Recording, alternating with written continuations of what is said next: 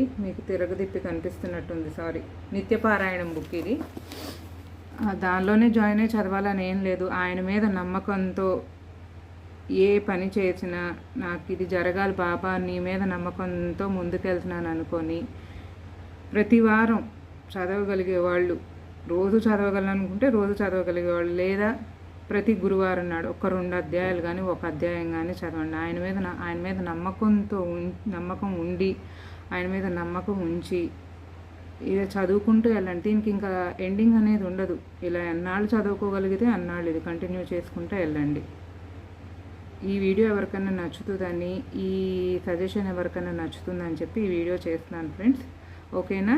ఆయన మీద నమ్మకం ఉంచి, బాబా మీద నమ్మకం ఉంచి పుస్తకాన్ని చదవండి.